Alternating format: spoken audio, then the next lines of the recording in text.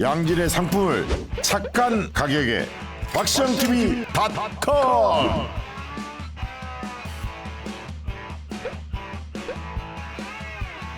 다양한 상품들, 식품, 건강, 생활, 쇼핑이 후원이다. 박시영TV.com.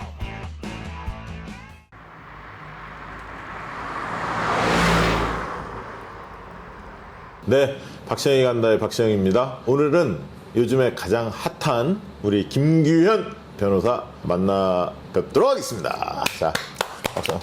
오랜만입니다. 예. 김규현입니다. 자, 이제 오늘이 저희가 이제 이 인터뷰하는 날이 24일 월요일 날 오전에 지금 하고 있는데요. 굉장히 바쁘죠, 요즘에. 정신없죠? 예, 뭐 그냥 재판 준비도 하고 뭐 청문회도 갔다 오고 하느라고. 최혜병 재판 이외에 예. 다른 변론은 거의 못할 것 같은데 요즘에 너무 바쁘셔서 어떻습니까? 맞습니다. 그래갖고 원래 생업이랑 이게 지금 제가 병행을 하고 있는데 예. 아무래도 좀 타격이 있습니다. 집에서는 괜찮습니까?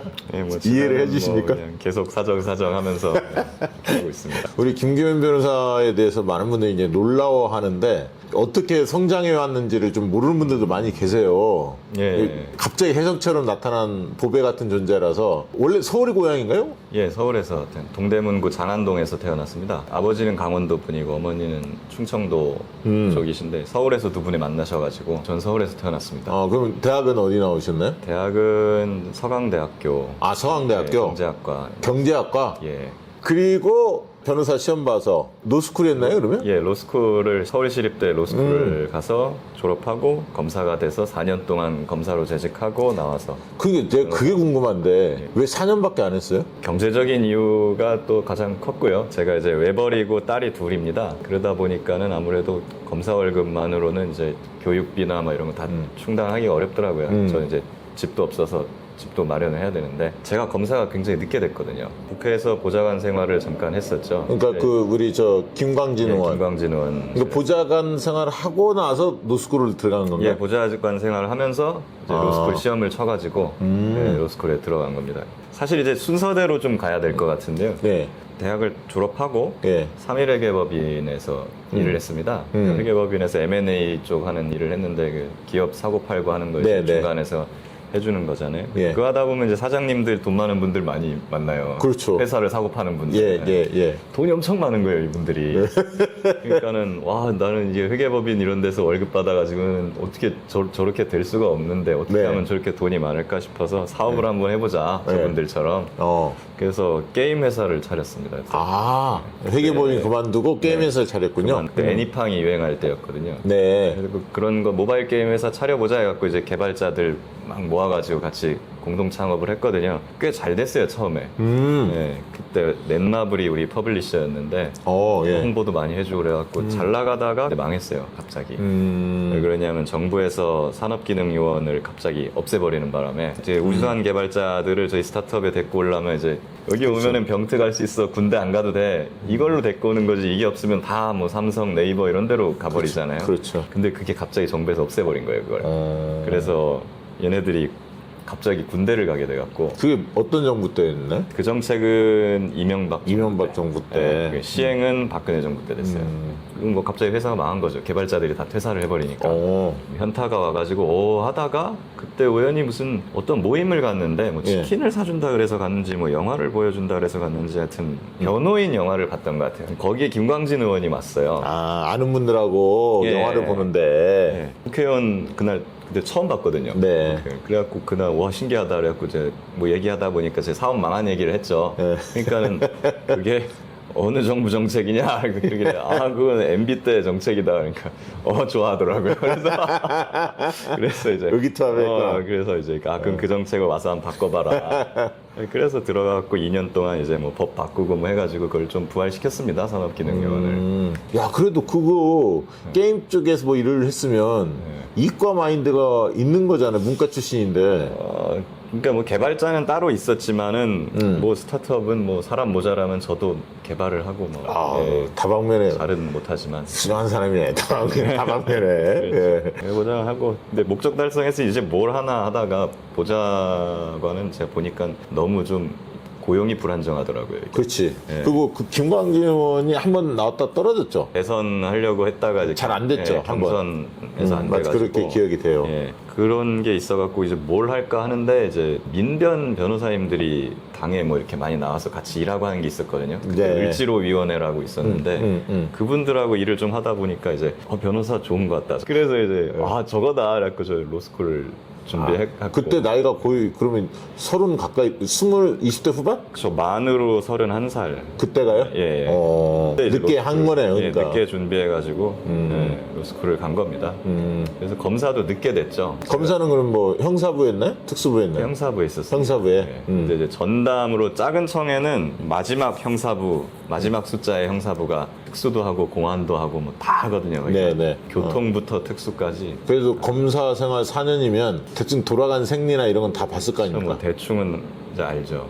요즘에 검사들 중간에 그만두는 분들이 꽤 있습니까? 많습니다. 아, 요즘 많아요. 네. 경제적인 문제도 있을 거고. 그렇죠. 그리고 이제 조직 생활이나 이런 것들이 이제 안 맞아서. 까라면 까. 이게 요즘 젊은 세대에 좀 안 맞잖아. 저 요즘 MG 검사 많습니다. 부장 검사가 뭐 이래라 저래라 하든 말든 뭐 그냥 자기는 난 마이웨이로 간다 막 이런. 거기서 검사 생활할 때 그 특수부들 있잖아요. 흔히 말하는 예. 잘 나간다는 예. 특수부들. 그런 사람들에 대한 시각은 어떻습니까? 뭐 일반적인 검사라면 처음에는 다 가고 싶어 하죠. 그런데 올라가려면 또 그런 데를 거쳐야 되고. 그런데 이제 요즘에는 그런 걸 안 하고 싶어 하는 검사들도 꽤 많아졌어요. 옛날에는 거의 100이면 100 다 그런 걸 하고 싶어 했는데 네. 요즘에는 절반 정도만 그런 걸 쪽에 관심이 있고 나머지 절반은 그냥 뭘 그렇게 힘들게 해. 그냥 편하게 형사부에서 좀 있다가 월급 받으면서 그냥 정년까지 가든지 아니면 뭐 적당히 이렇게 있다가 나와서 개업하든지 그러면 되지 뭐. 아니 그게 검사 월급이 굉장히 풍족할 정도는 아니지만 상급 정도의 예, 그 예. 대우는 하잖아요. 공무원 상급 정도에. 그렇죠. 그러니까 일반적인 공무원 치고는 조금 더 많이 받는. 그뭐 수당이나 이런 게 좀 있잖아요. 근데 이제 보통 근데 이제 회식비로 다 나갑니다 이게. 수사관님들하고. 그래도 이제 남는 거 하면은 아마 돈금 뭐 예를 들면 행정고시나 뭐 이런 공무원들 대비로 치면 그래도 월급이 한 50에서 100 정도는 더 받는 것 같아요. 네, 더 받아요. 예. 근데 그동안 지난번에 서대문 갑이었죠? 민주당 경선을 청년 특구로 되었고 거기서 이제 출마를 하셨는데 그때 나선 동기는 뭐였습니까? 갑자기 이제 못 들어봤던 분이 갑자기 뛰어들었어요. 아무 생각이 없었습니다. 그때. 네. 저는 작년 8월 달부터 이제 이 최혜병 사건 터졌을 때부터 이 활동을 계속 해오고 있었고 총선 시즌이 되는데 이 최혜병 사건이 자꾸 잊혀지는 거예요. 이거를 어떻게 하면 다시 좀 이게 관심을 살릴 수 있을까. 이런 게 저희 해병대 단체들의 고민거리였고 그러다 보니 이제 해병대 또 노 선배님들이나 이런 분들이 총선인데 김 변호사는 뭐 안 나가나? 한번 나가봐. 막 하던 차에 이제 그러면 나가서 이걸 만약에 제가 계속 최혜병 사건을 떠들면 뭐 조금이라도 이슈화는 되지 않을까? 그러다가 이제 갑자기 뭐 저희 서대문갑 공고가 떴는데 다 무료라는 거예요. 접수하면 접수비 뭐 예. 몇백만 원 받고 경선하면 뭐 1,000만 원씩 내고 뭐 예, 그래야 예, 된다 그러더라고요. 예. 근데 그게 다 무료라는 거예요. 청년 특구였기 때문에. 네. 이거는 좋다. 나가서 말을 할 수 있겠다. 그래서 네. 나왔구나. 근데 그때 당시에 너무 연설을 잘해서, 야, 이거 뭐 어디서 어렸을 때부터 웅변 같은 거를 하지 않았나 이런 생각이 들 정도로. 초등학교 1학년, 2학년 때 웅변 학원은 다녔죠. 다녔구나. 그때 애들 막 다 다니잖아요. 역시 조기 교육이 효과가 있습니다, 여러분. 주장합니다. 그러면서 이거 시키잖아요. 그러니까. 그거 말고는 뭐 딱히는 없었는데 그런 건 도움이 됐습니다. 제가 변호사 개업을 하고 나서 네. 변호사 홍보용 제 개인 유튜브를 개설을 했거든요. 네. 그래서 이제 거기 막 찍어 올리고 그게 조금 도움이 됐나 싶기는 도움이 한데. 되죠. 그리고 최혜병 사건 때 또 말씀 계속 하셨으니까. 예. 근데 이제 어쨌든 직업적으로 지금 변호사 일도 하시지만 정치 참여 활동도 지금 하고 있는 거란 말이에요. 두 가지 다. 지금은 제가 정확하게 뭘 하고 있는지 잘 모르겠습니다. 제가. 이것저것 예. 필요한 일은 다 나서고 하고 계시는데 본인이 생각하는 어떤 우리 사회에 좀 바꿔야 할 것들 뭐 내가 가지고 있는 정치 철학 가치 이렇게 여쭤본다면 뭐라고 말씀하시겠습니까? 근데 저는 원래 신조가 예.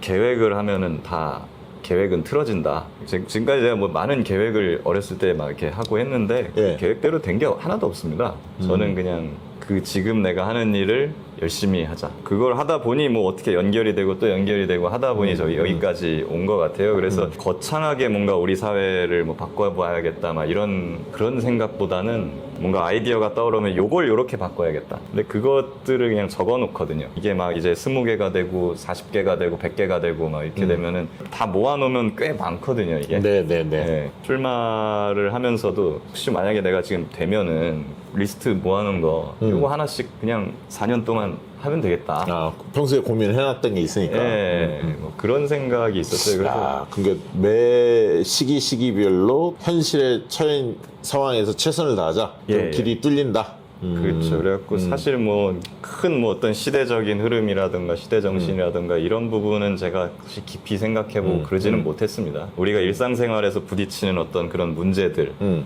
이런 것들을 하나하나 해결해 나가려고 노력을 하다 보면은 국회의원들 300명 있잖아요. 그렇죠, 그렇죠. 300명이 다 같이 그런 노력을 하다 보면은 그게 모여가지고 큰 어떤 개선이나 변화를 이끌어내는 것이 아닌가. 그래도 아까 김광진 의원을 그래도 부자진 참여했던 걸 보면 정체성이랄까요? 그래도 민주당 쪽에 좀 가까운 평소에 생각을 갖고 계셨던 모양이에요? 그러면 그거는 제가 이제 대학 다닐 때 노무현 대통령 시기에 제가 대학을 다녔거든요. 아, 그랬군요. 굉장히 노무현 대통령이 좋았습니다. 멋지죠. 네, 정말. 네. 그때부터 그냥 호감은 계속 가지고 있었어요. 적극적으로 내가 어딜 나가서 참여를 한다거나 이런 것까지 생각은 못했죠. 노무현 대통령이 어떤 면에 매료가 됐습니까? 연설 중에 국군 장군들을 까면서 뭐 우리나라가 작전 통제권도 찾아오지 못하고 몇십 년 동안 미군 바짓가랑이만 붙들고 있으면서 포스타다 뭐 장관이다 부인도 앞에 놓고 장성도 앞에 놓고 하는 뭐 거죠. 부끄러운 줄 알아야지 맞아.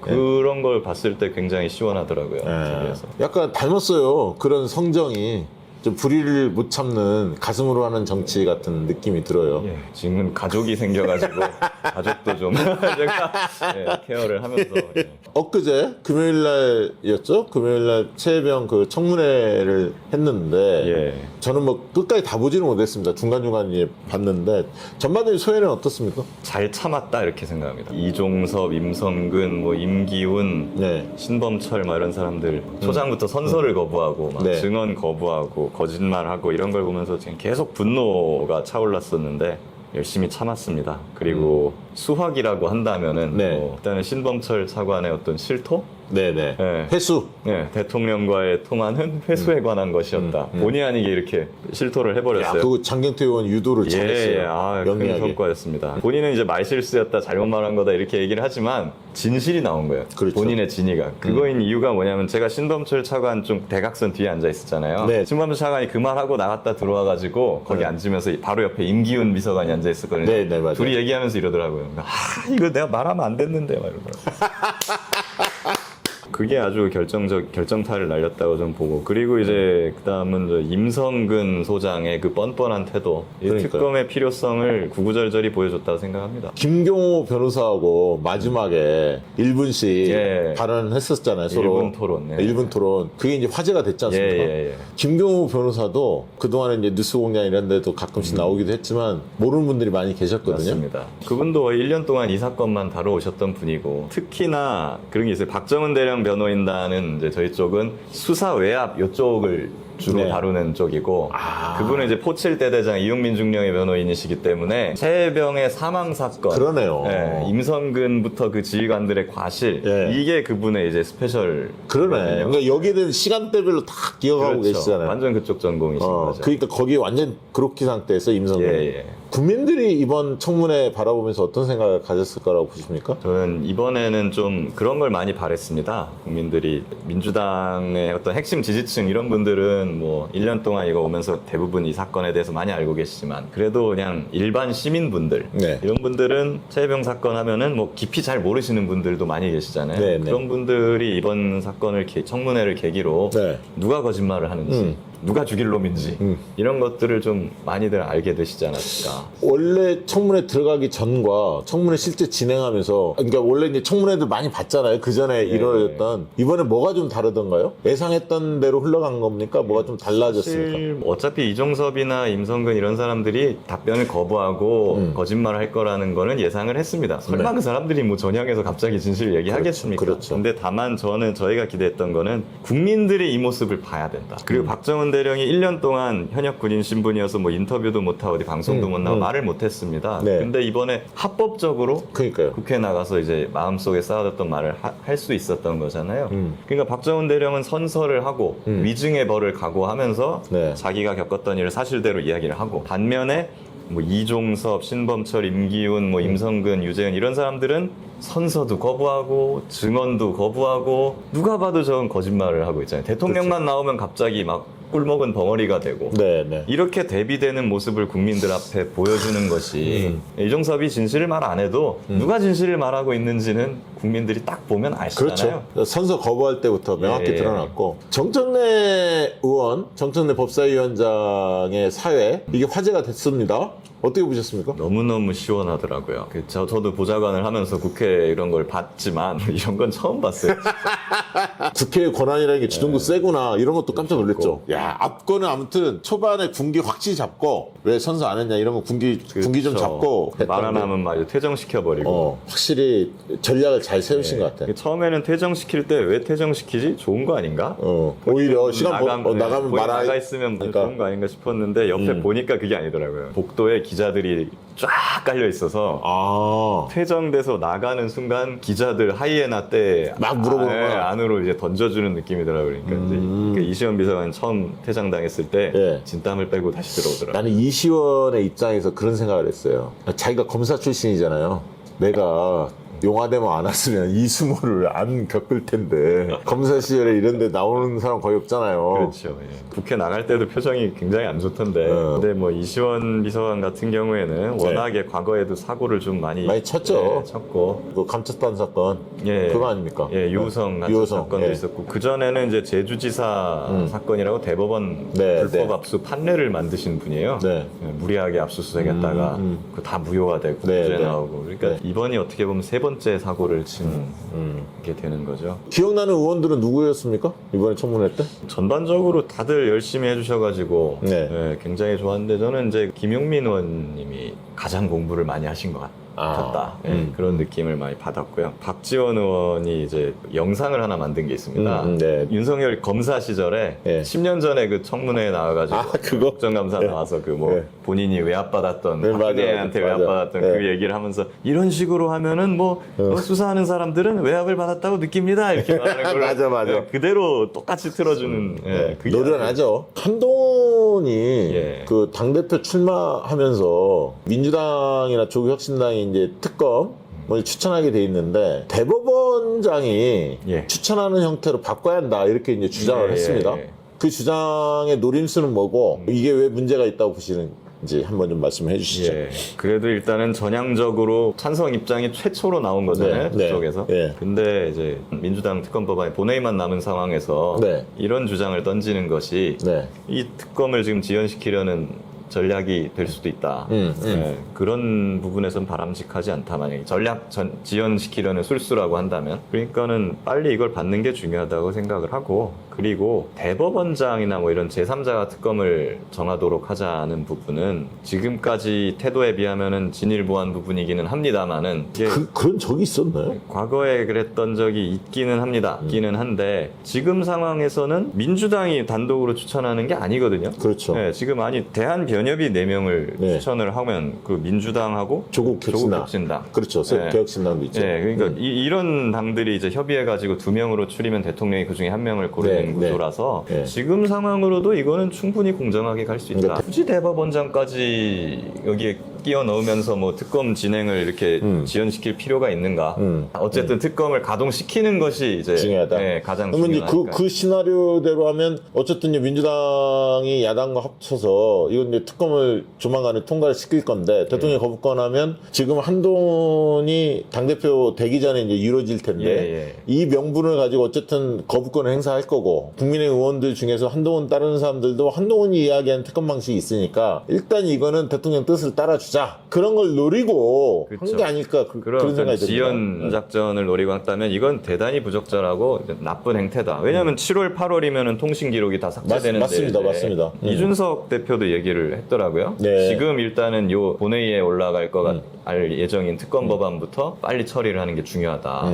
잊지 말아야 할 게 통신기록. 예. 7월 16일인가 언젠가 10며칠인가 그랬던 것 그렇죠. 같은데. 이제 7월 말이면은 일단은 1차적으로 삭제가 또 되고 예. 그리고 또 8월 말이 되면은 8월 달이 되면은 또 8월 달에 수사해야 했던 그 통신 기록들이 또 삭제가 되는 거거든요. 네. 그렇기 때문에 지금은 시급한 상황이기 때문에 뭐가 됐든지 간에 일단 특검을 출발시키는 게 그러니까 굉장히 중요하다. 한동훈은 머리 쓴 거예요. 꼼수 부리려고. 그렇죠. 예, 그렇게 보여집니다. 청년 정치인 중에 한 분인데 지금 나이가 어떻게 되시죠? 김규 변호사님이. 85년생이니까 이니까. 지금 만으로 39살입니다. 2030 그 남성들 있잖아요. 하나로 딱 규정하기는 쉽진 않지만 그 세대들 있지 않습니까? 여성들하고 남성들하고 인식 차이가 조금 있잖아요. 그렇죠. 정치 인식에 있어서. 그분들에게 좀 남성들에게 특히 이제 군 갔다 오신 분들이 많은데 하고 싶은 말이 있다면 어떤 말 들려주고 싶습니까?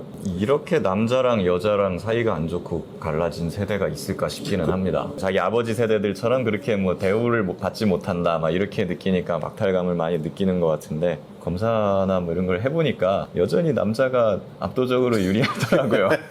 그런 부분이 있죠, 사실. 있는 거. 제가 그리고 어머니랑 할머니 밑에서 커서 그런지는 모르겠는데 그때 아버지가 제가 5살 때 돌아가셨거든요. 예. 근데 엄마가 이제 저 워킹맘으로 저를 키우시면서 회사를 혼자 다니면서 거기서 받는 그런 차별이라든가 막 이런 것들을 제가 직접 눈으로 많이 봤어요. 남자 직원들한테 차이고 막 이런 그런 걸 봐갖고 그런지 조금 아직도 저는 이제 좀 여성에 대해서 좀 더 우대를 많이 해줘야 된다라는 입장이긴 합니다. 약간 여자들 중에서도 그런 거를 악용하고 예, 그런 사람들은 분명히 있고 그렇죠. 약간 예. 페미 흔히 이야기하는. 그런 부분은 좀 강하게 좀 눌러야 되는데 우리 사회가 자꾸 이렇게 강대강 대치를 하면서 꼭 그런 극단적인 맞아요. 사례들을 예를 들어서 내가 유리할 때는 또 내가 유리한 가장 극단적인 사례를 갖고 네. 와가지고 주장을 네. 하고 또 예. 상대를 공격할 때는 상대방 중에 가장 극단적인 사례를 갖고 와가지고 이제 다 싸잡아서 욕을 하고 이러는 건데 우리가 눈앞에서 일상생활을 할 때 만나는 남자 여자들 중에 그런 극단적인 사람은 거의 없단 말이죠. 네네. 네, 그러니까 그런 사람들을 중심적으로 두고 생각을 해야 되는데 인터넷에는 극단적인 그런 사례만 올라오니까 네네. 이준석 의원에 대해서는 어떻게 평가하십니까? 저도 약간 그분이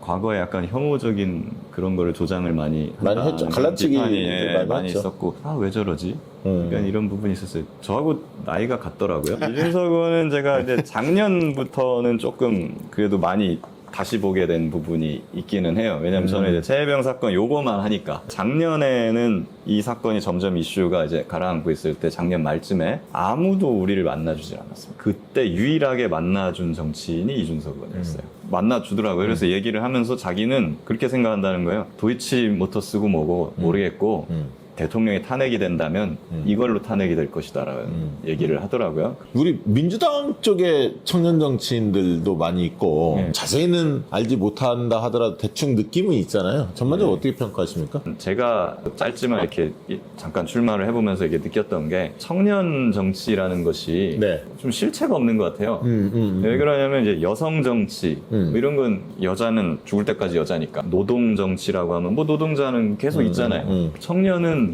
나이를 먹으면 어른이 되거든요. 네, 없어져 버려요 이게. 청년 정치가 도대체 뭔지도 잘 모르겠고 2030들의 어떤 문제를 해결해주는 그런 것인가라고 생각을 해보면 저도 김광진 원실에 있을 때 생각했던 거거든요. 2030은 취업 활동하는 것도 힘들고 뭐 그렇죠. 그냥 뭐 결혼도 힘들고 내 집 마련도 힘들고 남자는 군대도 가야 되고 여자는 육아도 해야 되고 그렇죠. 그 뭐 결혼하면서 뭐 아이도 낳아야 되고 이걸 해결하려면 모든 걸 다 잘해야 되는 겁니다. 국방 정책도 잘 알아야 되고 뭐 주택 정책도 알아야 되고 뭐 취업하려면 뭐 경제나 산업 정책도 알아야죠. 뭐 육아, 뭐 복지 이런 것들을 다 알아야 되는데 솔직히 막 5, 60대 되는 기성 정치인들도 이것들을 다 잘 아는 정치인 없어요. 제가 그렇죠, 보기에. 그렇죠. 5, 60대도 못하는 걸 20, 30대 정치인들한테 너 청년 정치해 하면 이걸 다 잘해야 되거든요. 청년 문제 해결해. 해결해 하면은 당연히 못하죠 이게. 그래서 못하니까 야 청년 정치 필요 없어. 시켜봤더니 뭐 잘하는 게 하나도 없네. 뭐 이렇게 욕을 하는 구조가 계속 반복되고 있는 것 같습니다. 그래가지고 저는 이거를 과연 누가 와서 이걸 해결할 수 있는가. 아니, 제가 이걸 이제 여쭤봤던 이유 중에 하나는 보니까 이제 가을에 위원장들을 뽑더라고요. 대학생 위원장, 뭐 예. 청년 위원장, 이런 노인 위원장, 이런 여성 위원장 이렇게 당에서 예. 그 절차가 있던데 청년 위원장 그 나올 사람들을 대충 이야기를 들었었는데 거기 김기현 변호사 이름이 없더라고요. 그래서 제가 김기현 변호사 같은 사람 도전 안 하나? 뭐 이런 얘기를 한 적이 있는데 개인적으로 관심은 없습니까? 저 지금 이 최혜병 사건 박대령 하는 것도 바쁜데 예를 들면 특검해서 네. 만약에 정상적으로 간다면 가을이니까 약간 지금 당장은 아니니까 예, 제가 그거 한다 그러면 아마 집에서 맞아 죽을 것 같습니다. 아니 근데 많은 분들이 또 그런 기대도 합니다. 왜냐하면 청년위원회에서 성장했던 분들도 그 굉장히 예, 예. 중요한 자원들이 예. 자산들이 많이 있지만 김규현 변호사처럼 어떤 이슈의 정점에 서서 실력을 발휘했던 분들도 청년위원장을 맡으면 당이 좀 더 활력이 생기지 않을까 이런 기대들도 있거든요. 누군가 그러더라고요. 김규현 변호사는 말 톤이나 이런 거는 굉장히 전달력도 좋고 힘도 있고 이러는데 외모가 너무 가냘프다고. 혹시 뭐 드시는 걸 뭐 별로 안 좋아하세요? 저 사실 뭐 제가 이렇게 뭐 대식가는 아니었고 네. 예, 그리고 이거 활동하면서 또 살이 더 빠졌습니다. 아, 그런 것 같아. 맛있는 거 사주하는데. 그래, 뭐 드시는 거 잘 드시고, 운동도 좋아하시죠? 헬스장 많이 열심히 다니고 했는데 예. 요즘 잘 못 다닙니다. 그것도 열심히. 네. 우리 그 시청자들에게 끝으로 한 말씀 해주시죠. 작년부터 이 활동을 계속 해오면서 이제 거의 1년이 다 되어 가는데 아직까지도 이게 해결이 안 되고 있어가지고 제가 부족한 것 같은 그런 느낌도 들고 해서 죄송하기도 하고요. 그래도 우리 최혜병 사건이랑 박대령을 위해서 많은 분들 관심 가져주시고 또 이렇게 응원해 주셔가지고 너무 감사드립니다. 그 힘으로 저희가 열심히 하고 있는 겁니다. 네, 앞으로도 많은 관심 부탁드리고 최선을 다해서 이 사건이 잘 해결될 수 있도록 열심히 하겠습니다. 제가 이제 김규현 변호사 오늘 인터뷰하고자 했던 이유 중에 하나가 우리 민주당에서 활동하는 여러 청년 정치인들이 많이 계시는데 최근에 이제 가장 제 눈에 돋보였던 분이 바로 김규현 변호사가 아닌가 싶어서 오늘 모셨습니다. 바쁜데 시간 내주셔서 고맙고요. 앞으로도 열렬하게 저희가 응원하도록 하겠습니다. 고맙습니다. 감사합니다. 양질의 상품을 착한 가격에 박시영TV.com.